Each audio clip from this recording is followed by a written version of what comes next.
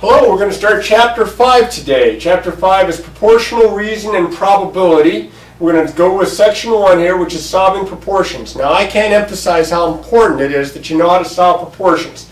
You'll all be taking the proficiency test in math, and a number of the problems, a good number of the problems, can be done using proportions. Some geometry problems, some probability problems, some percent problems, so we'll talk about that. But before we can get to proportions, we'll talk about what a ratio is. A ratio is a comparison of two numbers by division. Normally we write it like this. We write it like A over B, or we write it like A to B, or we even write it like A and then put a colon like that, B.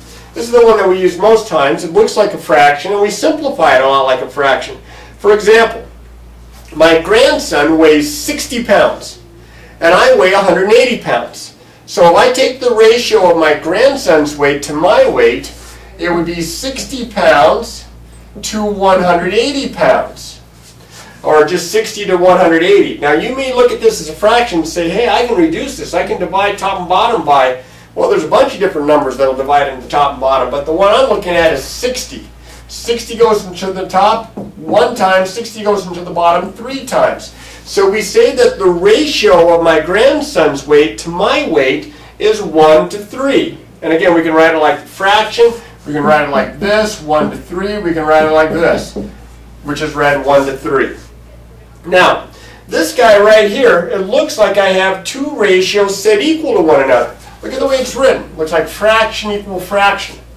Well, when you have the expression written this way, we have what we call a proportion.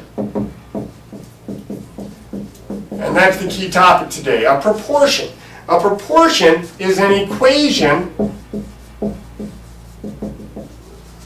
okay, stating, I'll get out of your way here, that two ratios are equal. If I can spell here, there we got it, are equal to one another. So a lot of times we'll write it like A over B equals C over D. That's an example of a proportion. Now there are 4 parts to a proportion. They're called terms. There's the A, the B, the C, and the D, the two numerators and the two denominators. This is the first term, this is the second term, this is the third term, this is the fourth term. These two terms here, they're called the extremes. And these two terms here, they're called the means. A little vocabulary there. So when you have a proportion, it's going to look a lot like two fractions set equal to one another. Now I'm going to erase that, and if I'm going too quickly, remember, pause, rewind, so that you can get all the notes.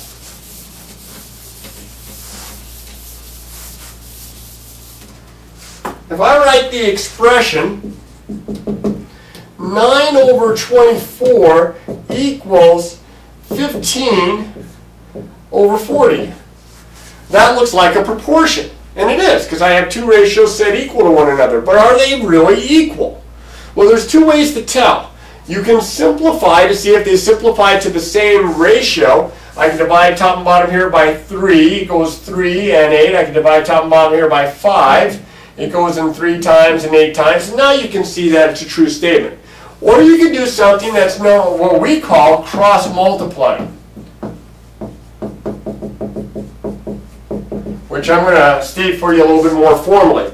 If I multiply the extremes together, I get 360. If I multiply the means together, I also get 360, and they're equal.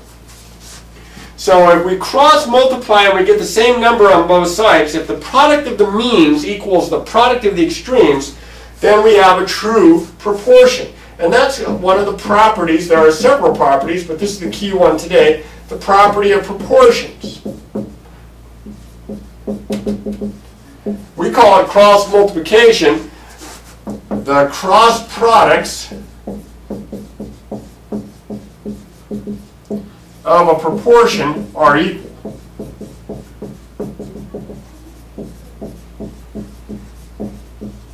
Getting a little sloppy there. Hopefully you can read that okay.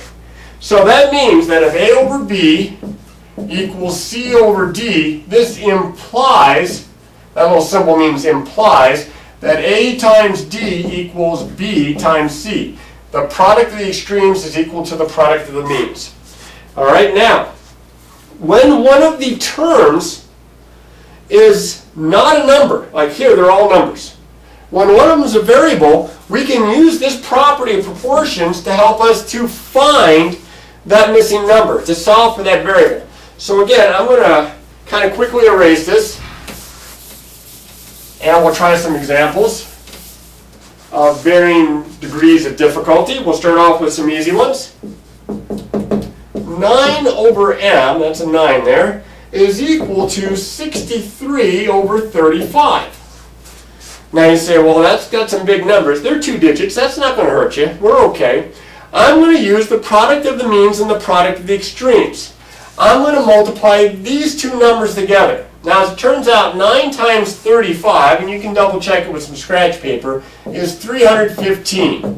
And if I multiply these together, we really can't multiply a variable times a number, so I'll just write it as 63 times m. Now, this is an equation that's going to require a step of algebra. We're going to have to divide both sides by 63, the division property of equality. So I'm going to divide by 63 to solve for my variable.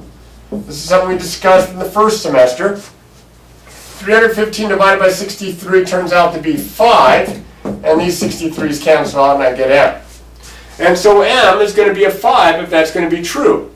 So if we have a term missing, if one of them is a variable, we can do 2 steps. We can cross multiply, and then more than likely, the next step, divide. Well, it just depends on the problem. Here's another one. Let's say I have 3 over a equals 18 over 24. Now, some people like to do shortcuts. They see, oh, look at this. If I divide 18 by 6, I get 3. I'll divide 24 by 6 to get that. Well, that'll work nice as long as the numbers are nice. If the numbers aren't nice, then you need this process that I'm showing you now. So I'm going to multiply these two together, and I get 72. And I'm going to multiply these two together, and I get 18 times a. And then just like I did before, to get rid of the 18, that's times the a in this case. I'm going to divide by 18. And I get 4 here is equal to a. Now I wish they were all that simple, but some of them get a little bit more difficult. Let's look at one of those right here. Let's say I have a problem that looks more like this.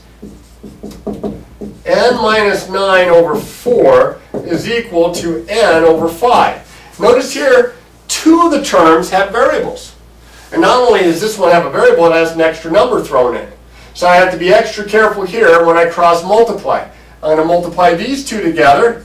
I get 5 times the quantity n minus 9. I have to multiply the 5 times all, but I'm going to have to distribute.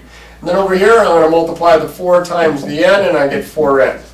I distribute. I get 5n minus 45 is equal to 4n. And this is a little bit more complicated equation. We solved equations like this back in first semester. I'm going to get the variable on one side, and in this case, I'm going to do that by subtracting 5n from both sides. A little bit extra work here. Those will cancel out. I get negative 45 is equal to 4n minus 5n. That's negative 1n. Then I'll divide both sides by negative 1 to solve for n. Negative divided by negative is positive. 45, I get n is equal to 45.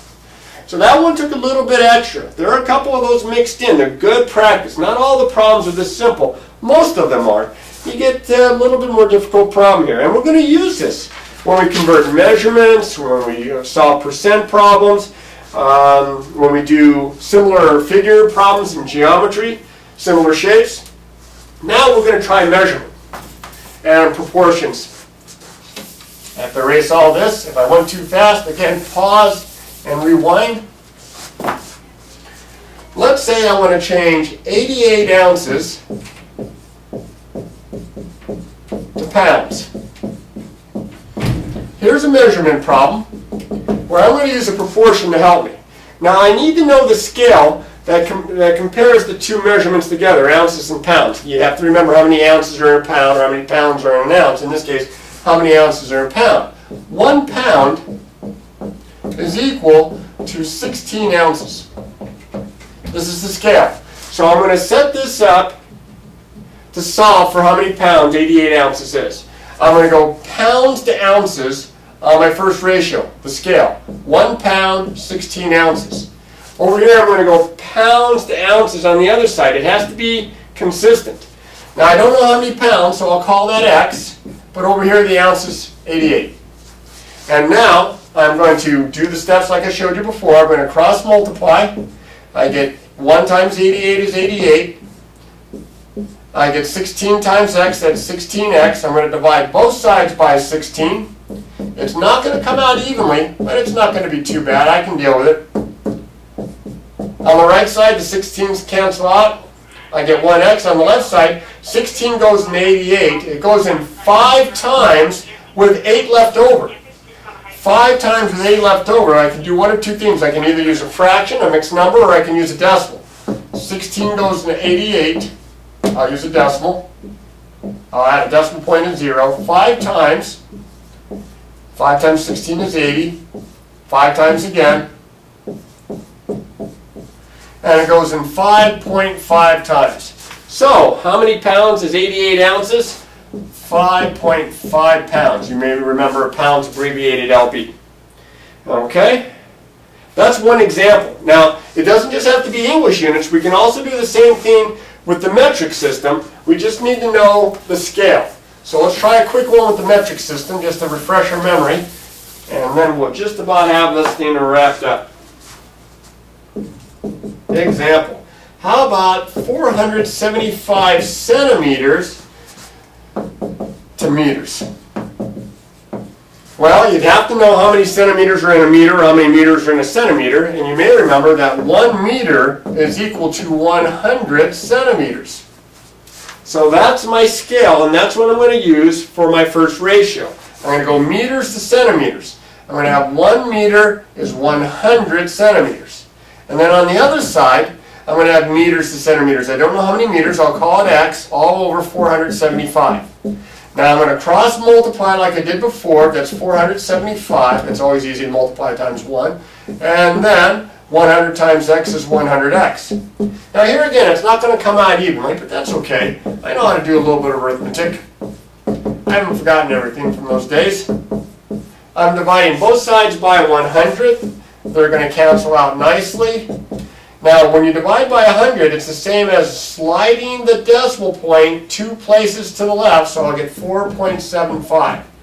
So how many meters? 4.75 meters. That's my answer. Now, I'm going to show you one last example problem. It's kind of a story problem, and it involves measurement. So I'm going to clear this off, and we'll finish up with this here. A trucker, I'm from Illinois, so I know all about truck drivers. I used to work at a truck stop. A trucker drove 210 miles in 5 hours. At this rate, how far will she travel, no gender bias here, in 8 hours? Well, we're going to have to set up a couple of ratios here, and we're going to have to set them up consistently. The very first sentence gives me my first ratio. It says that the trucker drove 210 miles in 5 hours. So if I go miles to hours, that's 210 to 5. Now, if I just go ahead and divide by 5, so my denominator is 1, I'm going to get the unit rate. But in this case, I'm going to go ahead and set this equal to another ratio involving this. Now, we don't know how far. That'll be the numerator. That'll be the miles. We'll call that X, but we know that's in 8 hours. So again, I cross multiply. 210 times 8 is 1,680. And I cross multiply this way, and I get 5x. Now I'm going to finish it up over here. I'm going to divide both sides by 5. These are going to cancel. 5 goes into that. Little division here. 5 into 1680. 3 times 6 times. Looks like 336. So she drove 336 miles in 8 hours. Okay? It's a story problem. We should write out our answer in a short sentence like that. Now, there are many more applications of proportions, and we're going to see more of them in this chapter. But you have to remember how to solve a proportion, how to tell if a proportion is true or false, and how to use that for problems that involve measurements and rates. Always practice, practice, practice.